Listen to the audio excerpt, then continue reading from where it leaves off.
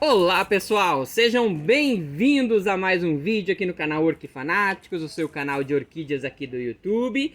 Eu sou Fernando Chusca, especialista no cultivo de orquídeas, e hoje a gente vai falar sobre o gênero Sophronites, porque é a dúvida da Lucimar, aonde ela faz a seguinte colocação lá nos comentários dos vídeos no YouTube. Então, boa tarde, Fernando. Na sua concepção, qual das sofronites é mais fácil de ser cultivada? Ela diz ainda: tenho interesse em adquirir uma, mas tenho dúvida, porque acho elas maravilhosas, mas não sei como cultivar. Se você puder me ajudar, eu agradeço. Então, primeiramente, eu quero mostrar para vocês o que eu tenho aqui para vocês entenderem um pouco mais sobre o gênero Sophronites. O gênero Sophronites, ele apresenta cerca de 9 espécies, mas existem algumas que ainda há discussões, há ainda muito que se debater sobre a sua classificação exata.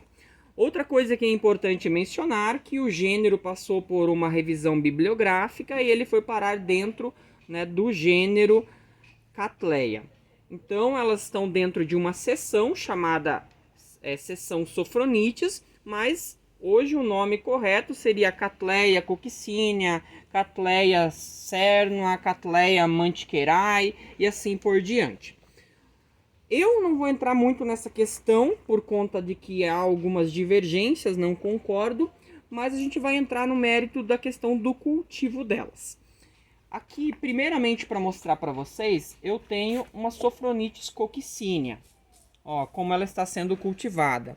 Ela está sendo cultivada no leque, uma planta muito antiga, bem touceirada, como vocês podem ver. E ela já tomou conta, virou basicamente uma bola, né? Aqui a floração dela, muito bem, uma planta muito bem desenvolvida, super bem cultivada aqui. Tá pesadinha aqui. Aqui eu tenho para mostrar para vocês a Sophronites pygmea, bicolor, desculpa. Sophronites bicolor, ela é lá do Espírito Santo e ela é chamada assim porque geralmente o seu labelo tem o tom de amarelo, amarelo ouro. E aqui as pétalas e sépalas elas têm essa coloração que vai do vermelho para o laranja, tá bom? Existe a cor amarela, que é mais rara, mas a gente não tem para mostrar para vocês. Aqui eu tenho a Sophronites cernua. A Sophronites cernua já em final de floração, até porque não é mais época. É uma planta que se distribui em grande parte do Brasil. É encontrada também no norte da Argentina e também no Paraguai e até existe registro na Bolívia. Sophronites vitigiana, também lá do Espírito Santo. Não tenho ela em floração porque não é mais época. Aqui uma plantinha do sul do Brasil, Sophronites miniata. Vejam só, muito parecida com os outros exemplares que eu vou mostrar agora. Aqui a gente tem a Sophronites acuensis. Essa é chamada assim por causa do pico-açu, que é a sua principal ocorrência na região da Serra dos Órgãos. Sophronites pygmea ou pigmeia, ela é a menorzinha do grupo e uma das mais fáceis de serem cultivadas. Aqui eu tenho uma plantinha que ela não ouça, mas ela é muito chatinha de ser cultivada. É a Sophronites riograndensis, encontrada tanto no Rio Grande do Sul quanto em Santa Catarina. Aqui eu tenho a Sophronites brevipenunculata, na minha opinião a mais fácil de ser cultivada. E aqui nós temos a Sophronites mantiqueirae. Sophronites mantiqueirae, a plantinha mais complicada de ser cultivada dentro do gênero Sophronites, tá bom?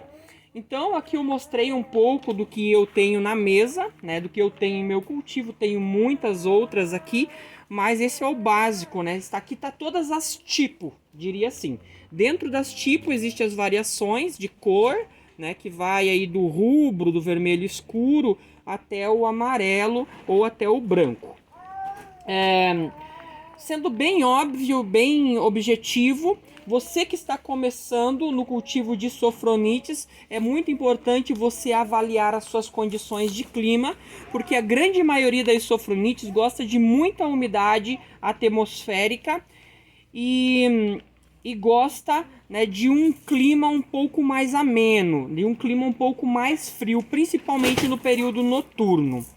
É assim para as sofronites coccínea, para a bicolor, é assim para a vitigiana, é assim para a breve penunculata, para pígmea, para aquensis, para rio-grandense, para mantiqueira e também para miniata. Só não é assim para a sofronite cernua. A sofronite cernua é a mais versátil e é a melhor opção para você que está começando no cultivo das orquídeas. Uma planta de crescimento rápido, uma planta muito adaptável a regiões mais úmidas, a regiões mais secas. Claro que tudo isso depende de como você está cultivando. Falando já em questão de cultivo, a melhor opção com certeza é sempre a madeirinha, uma madeirinha de Sansão do Campo, de peroba, um nó de pinho, né? Uma madeirinha assim, ó, gente. Enche de furo, faz frisos, você vai conseguir ter sucesso no cultivo delas, com certeza. Porque aí você pode regar elas de forma mais abundante, sem correr o risco do apodrecimento de seus pseudos bulbos e raízes. Outra boa opção para você que está começando no cultivo das orquídeas é a Sophronitis breve penunculata.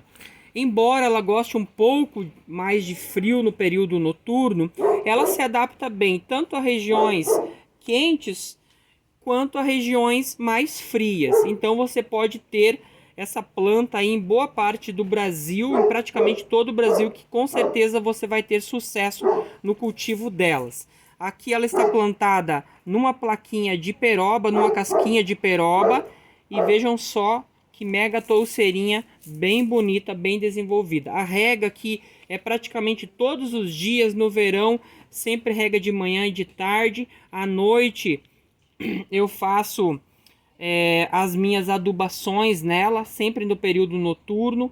As minhas adubações, somente agora no inverno que eu faço de manhã, e ela está se desenvolvendo super bem, assim como todas as demais. Para você que gosta de uma planta um pouco mais exigente, a gente tem aí a Sophronitis bicolor e a Sophronitis coccínea, que são plantas que você pode estar cultivando em vaso, que elas vão muito bem. Só que você deve cultivar sempre no vasinho de barro, vaso apertadinho, substrato no fundo brita ou isopor e o mix de esfagno e casca de arroz. Ou só esfagno ou só casca de arroz também dá para você fazer o cultivo nelas. A rega sempre, né, você deixar secar, né, isso você sempre tem que ter em mente, deixar secar uma rega, deixar de secar de uma rega para outra. E a umidade ambiente sempre tem que estar aí 50%, 60%, 70%, né, para que ela tenha condições, né, de se manter bem hidratada. Uma planta que não gosta tanto de calor, mas se adaptam bem também às diferentes regiões do Brasil.